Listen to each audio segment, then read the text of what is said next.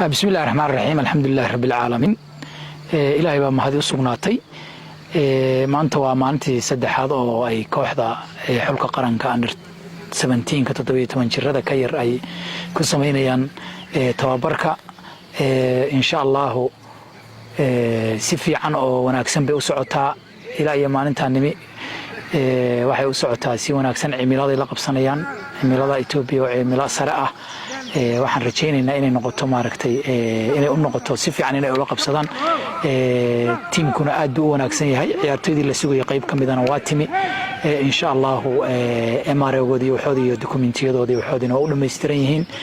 idanka rabbi waxaan rajaynaynaa berri wixii ka dambeeyay in maaragtay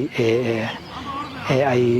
soo dhamaystirmi doonaan waxa ka dhiman ciyaartoydii la sugayo ka dhiman qaybta ka dhiman berri inay imaan doonto insha Allah sidaan ku rajaynahay si wanaagsan baan wax walba noogu socdaan aad baan ugu mahad celinaynaa xiriirka kubadda cagta Soomaaliya iyo dawladda Soomaaliya dhamaanteed iyo ummadda Soomaaliyeed garab istaagay la istaagayaan maaragtay xulkooda daayirta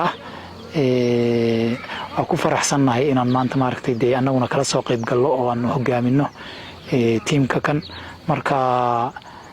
إن شاء الله واحد رجينا نقول يا فرحة تي سنة كهورة متك ونكسب إن شاء الله رجينا والله كل يدي عاد بمعلمين توجد داليين وين ونكسيهين الحمد لله عمل الله لقب سجيدا يوحصا عاد باللوجو بهنا قرون كيكو المتينين قرون عوصة ما دام الشيري لوجو عياري عوصهان لوجو عياري قرون كي هدا المتدا كو قادني وقرون عوصة وأنا هين كاربتكي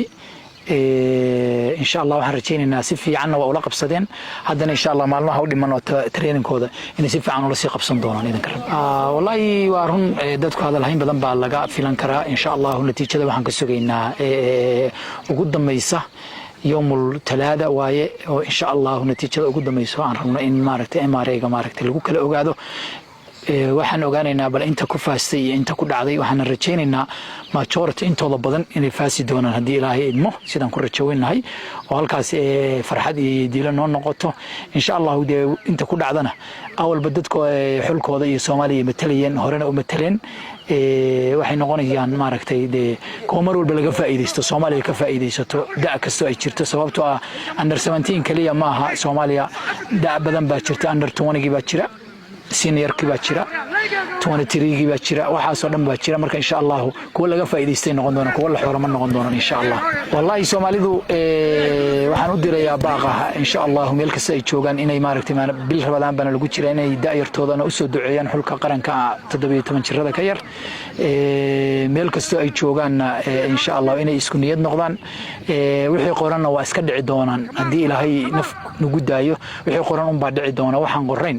hadii la jeclaysta iyo hadii la nabcaystaba waa dhici doona laakiin dadaal un baa nafaran annaga iyo isku duubni iyo maaragtay midnimo insha Allah saasaan rajaynaynaa Ilaahay dankiis